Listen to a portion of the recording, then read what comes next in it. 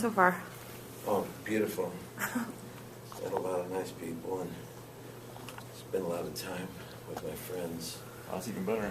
Yeah, I mean, that's why I came. It's a good reason to come, yeah. Yeah, just to meet up with Mary and Tomo and Hogan, Michael Hogan. So there's kind of like little mini reunions in between. That's great. Yeah, it's, we try to do that at least once a year. We have get together over at Mary's house at least once a year. Oh, nice. Mm-hmm. That's awesome. Right before pilot season. Right. Because everybody's down there. So we're just going to kind of throw Do it. you think? Hurry. So I loved you in the television show The West Wing, actually, on a non-BSG note. I was just wondering what your experience was filming there. Beautiful. I mean, I would have done that show. They wanted me to be a regular, but I had a choice of either doing that one or The American Family, which was the first broadcast series dealing with Latino family at that time. Right. So I thought that they needed my help more than they needed it over at the West Wing. West Wing had so many stellar artists that there was no fear and that people would not watch this incredible program. Right. They had Class A people all the way across the board, so there was no fear. I would have just been another part of it, but so I took the other role because the other one had less well-known artists, and the material was just very important. American Family was a lot of fun. Excellent. Thank you. I understand you're working on a new superhero movie called Metal, which is the lead character is a Vietnam vet. Yes. And my question is, was any of the film's lead character based on real-life vet Roy Benavidez? No, Roy Benavidez is a story that I've been trying to do now for 30 years. Hopefully we'll be able to make it in the next year. That's really the dream. It would be, if we complete it, it'll be the first American Medal of Honor recipient that has ever been, Latino, that has ever been made film. So the film would be really a powerful piece of work that could honestly help the course of us as Americans here in this country. Roy Benavidez' story is just unprecedented.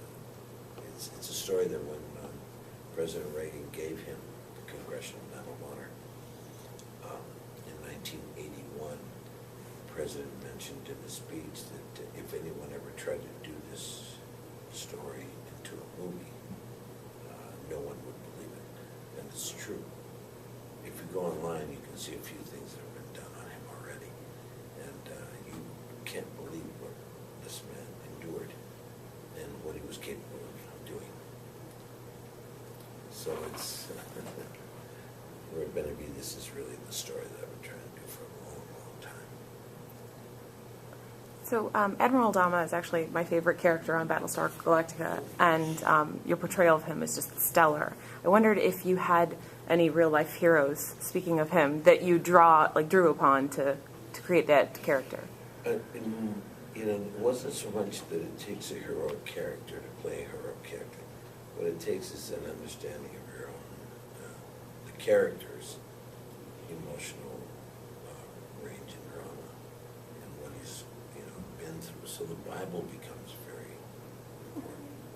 His past, Right. what he did to get to that level, and how he was as a kid, and that is really what we worked on the most. Was just where there's three basic elements that you must, to develop a character, that you must understand. One is, where are you coming from? Where are you? And the last one is, where are you going? And you need that to understand the basic fundamentals, like acting 101. And you have to always do that to every scene and every situation that you get into.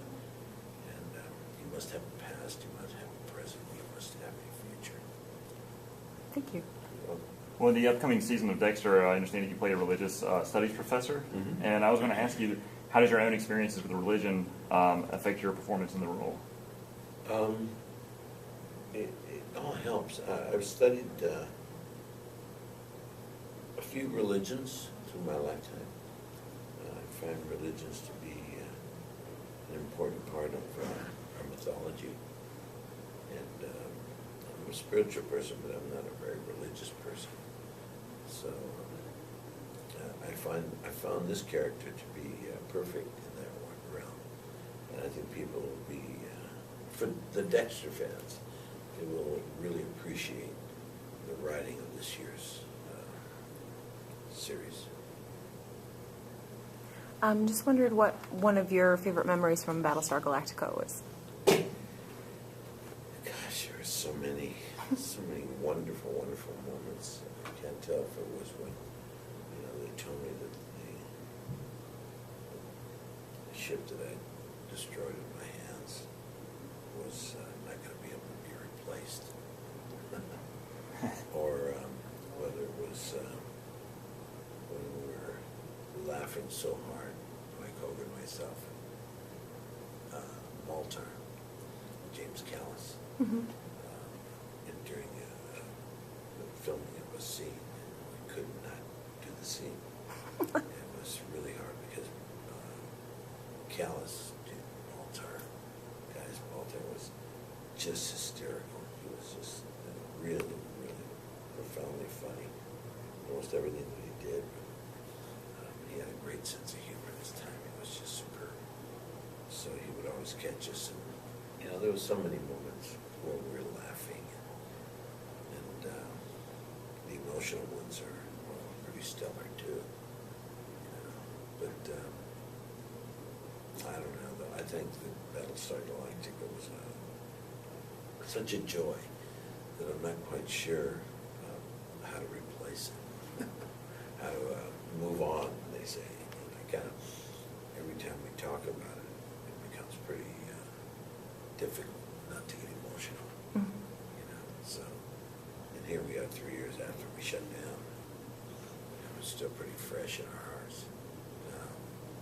I don't think there's any of the cast or crew who doesn't really hold the Battlestar Galactica in a very special place. And I don't think they're going to let it go. Did you know that it was going to be as popular as it ended up being when you started filming? No, I had no idea what the reach of the program would be. That's kind of, whatever it is it's going to be, it's going to be. So we don't really put that kind of thought into that. But I do realize that we changed it. And the reimagining of this program hurt a lot of people.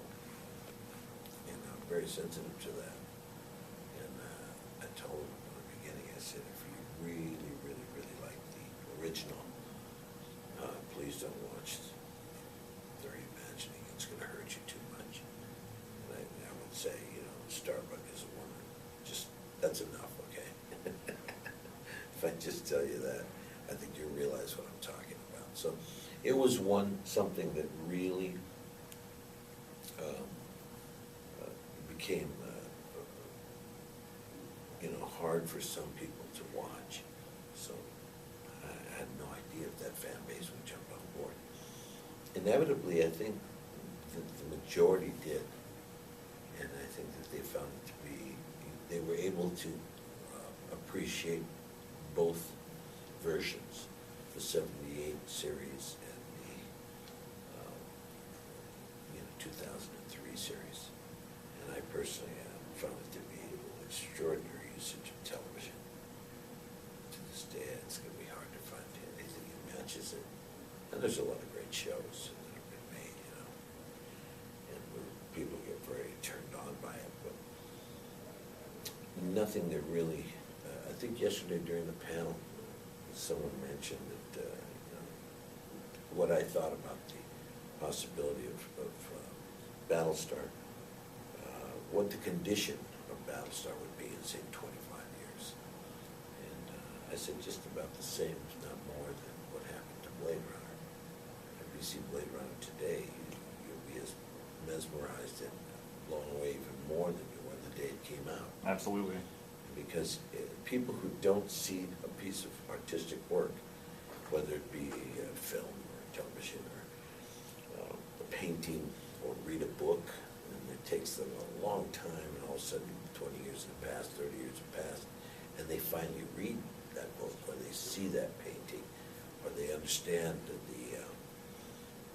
they get to see the film, the Kurosawa film, or the David Lean film, then they're blown away, because they say, wow, this was so impactful on my life. My goodness, this has been on the planet for 20, 25 years, 30 years, 40 years, 50 years, hundreds of years when it comes to Michelangelo. If you've never seen a original work of Michelangelo, like the Sistine Chapel, you're not going to be ready for what you're going to feel when you see it. And this was done hundreds of years ago. And it's more impactful now with 100 years behind it, 200 years behind it, than it was the day he painted it. And same thing with music. You listen to Mozart, Bach, Beethoven, anybody that, from the Renaissance period, just any time in the past, listen to, Miles Davis. You get your mind blown. And that's what's going to happen with Battlestar. People will find it, say, in 20 years, 30 years, for some reason, they'll play it again, and all of a sudden, somebody will be sitting there, hadn't seen it, and say, wait a minute, this is really good. And we say, yeah, it is. It absolutely is. Thank you so much. Thank you very much. Thank you all very much. You'll have a great day. Yeah, you too.